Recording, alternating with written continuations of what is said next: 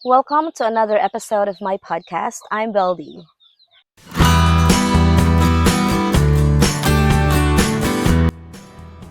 FGP. I'm going home now because it's already. I'm going home now, mother. Ibas naman. Nambal mo sa vlog ko. Nambal mo sa vlog ko. Come on. See you tomorrow. On the kambal. Okay. Today is our 6th day in the hospital.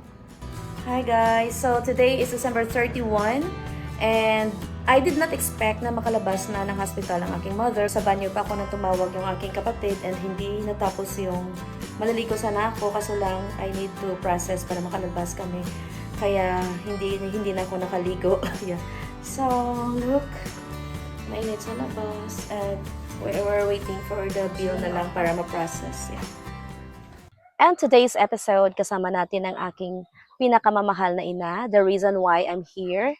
It's been a month na lumabas siya ng hospital and kakamustahin natin siya. Kamusta na ba siya after a month? I believe na lahat tayo merong mga iba't ibang istorya na kung paano natin pinaglabanan ang hamon ng buhay, how we face challenges in our lives, and paano tayo naging strong because of our challenges and experiences in life. Kaya ngayon, kasama ko ang aking nanay. Kakamustahin po natin siya kung kamusta na siya ngayon after a month na na-confine po siya sa hospital.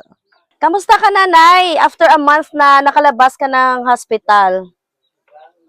Okay naman. Kamusta yung pakiramdam mo ngayon? Masyado okay. Masyadong okay. So noon hindi ka pa makapaglakad dahil yung nangyari sa nanay ko na mild stroke po siya. December 23, 2025.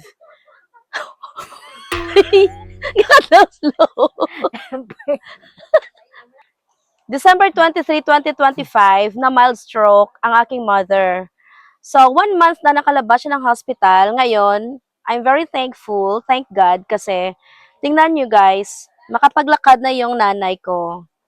So ano yung pakiramdam mo ngayon, Nay, at makapaglakad ka na? Hindi ko masyado. Hindi pa masyado? Anong pakiramdam mo? Okay. Okay. So noon hindi ka masyadong makapagsalita, pero ngayon makakain ka na mag-isa. Oo. So mother, 1 buwan ka na nakalabas ng ospital. So, noong nasa ospital ka, ano yung mga naalala mo doon? Ano yung experience mo?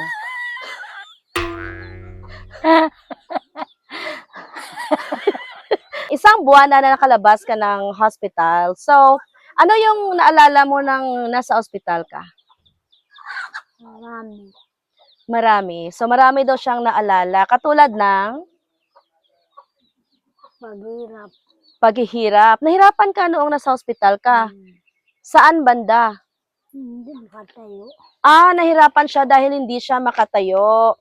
And hindi ka makapagsalita ng maayos. Yun yung pinakamahirap. So, noong nasa...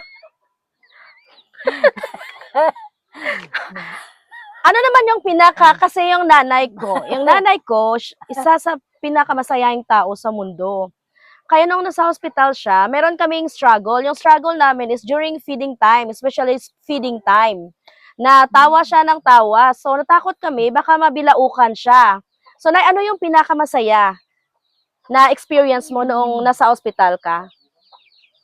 Nasa hospital pero masaya? Kasi masayahing tao siya.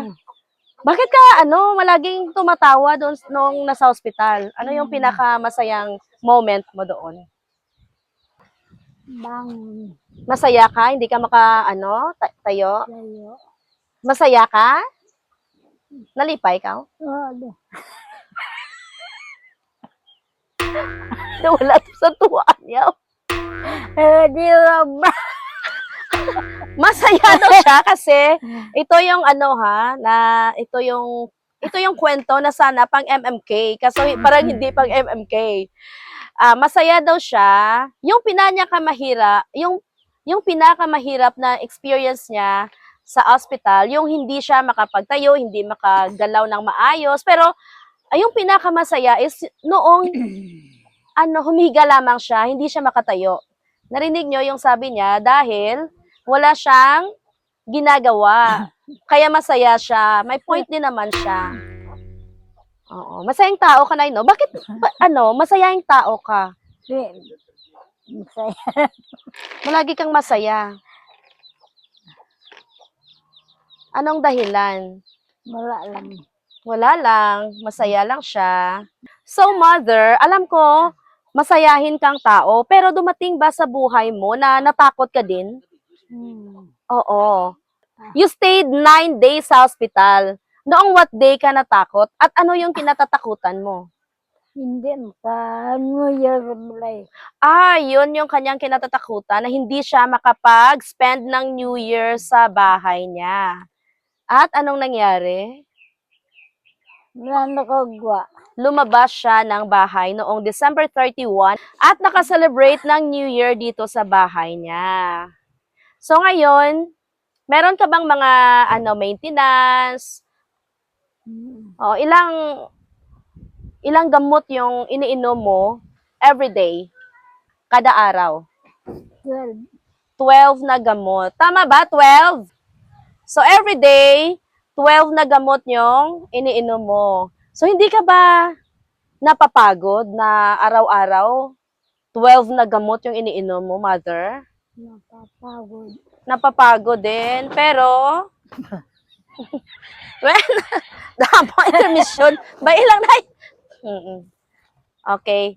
So, napapagod din, pero dapat inumin para Bumaling. gumaling. Tama naman yan.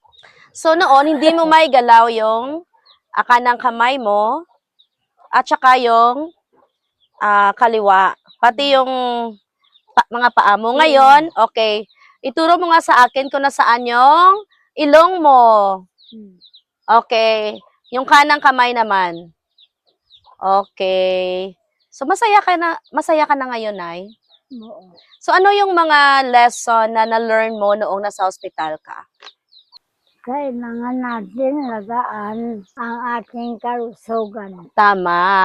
Sabi namin, ito yung second life mo dahil kung hindi ka nakita na na-stroke ka na pala sa loob ng bahay, ngayon, hindi na kinama i-interview. Yung brother ko na siya yung nakakita na na-stroke yung mother namin is mahilig maglambing sa nanay ko. Right, mother? So, siya yung naka-discover na na-stroke na pala siya. Akala nila natutulog lang. And then, dinala siya sa hospital. Umiiyak siya. Mother, bakit iyak ka ng iyak noong dinala ka sa hospital? Hindi uso hospital. Ayaw mong Hospital. ma-hospital. Siyempre, sino naman yung gusto sa hospital, right? Yun yung unang time na na-confine ka sa hospital. Oo. Hindi mo in-expect yun? Hindi. Ngayong nasa bahay ka na, masaya ka na, di ba? Dahil komportable ka na. Oo, mas iba talaga yung buhay sa loob ng hospital. Ano yung mga pagbabago na hindi mo na magawa ngayon? Dahil nga sa sitwasyon mo ngayon, hindi mo na siya magagawa. Hindi makapanglaman. Hindi ka na makapag-garden. Ba't maalalagaan mo din yung mga manok mo? Yun yung mga manok mo. Tama? At saka yung mga... Paano yung mga kambing mo? Sinong nag-aalaga?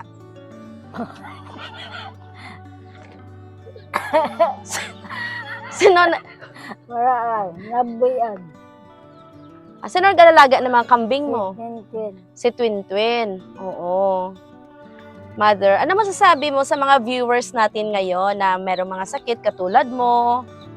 Kailangan nating alagaan yung ating sarili. Pag alam natin na masyadong mainit na, huwag tayong lalabas ng bahay. Hintayin muna natin na hindi na masyadong mainit sa labas. At hayain na natin yung mga kambing, yung mga manok sa labas dahil mabubuhay yon na mainit. Hindi katulad natin.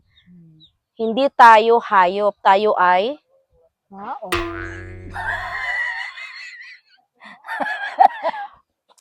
guys, parang hindi ko matatapos yung interview sa aking mother. Alam ko na maraming mga bawal na hindi mo na magagawa or hindi mo makain. Ano ba yung mga bawal? Bawal kainin. Yung masyadong maalat, bawal kainin. Masyadong matamis, bawal kainin. Bawal mga ano. At bawal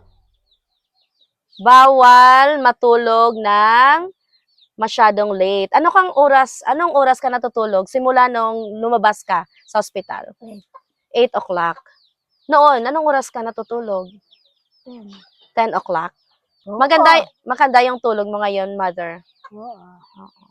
So ngayon, mother, may gusto ka bang pasalamatan? Sino yung gusto mong pasalamatan unang-una sa lahat? Panginoon. Yes. So maraming salamat sa Panginoon for this second life. Life is indeed a gift. Thank you, Lord. And pangalawa, yung mga doktor na nag-take care sa'yo at mga nurses, mga staff sa hospital, and meron ka pa bang ibang pasasalamatan? Yung mga anak mo na nag-aalaga sa'yo at nagsusupport. So, ano yung mensahe mo sa ating mga viewers, mother? Last message. Hindi man katama ka trabaho. Okay, wag tayong masyadong magpagod dahil hindi siya nakakaganda sa ating health. Tama, mother? Oo. So, next check-up mo is February 9 and then March 9. So, next month, kasi ngayon marami ka ng improvements, di ba? Makapagalaw ka na, makakain ka na mag-isa, makapaglakad ka na, kahit nag-walker ka. So, next month, ano yung in-expect mo na magandang mangyari sa'yo? Makapalakad na walang woga. Amen to that. Na makapaglakad na walang walker. So, i-claim natin yan at palaging tulungan ang sarili, mother. In fairness naman po sa mother ko, tinutulungan niya talaga yung sarili niya na makapagbangon. So, Nay, maraming salamat sa time na binigay mo sa akin. Ito yung first time na nag-visit ka sa aking vlog. Masaya ka naman. Next time, okay pa ba? Pwede kitang ma-interview next time? Salamat naman. And sa ating mga viewers, I hope na you've learned something from this interview. Sana may napulot kayong lakas at pag-asa sa kwentong ito. Hanggang sa susunod na episode, remember na lagi natin aalagaan ang ating sarili. Thank you for watching. See you in my next vlog.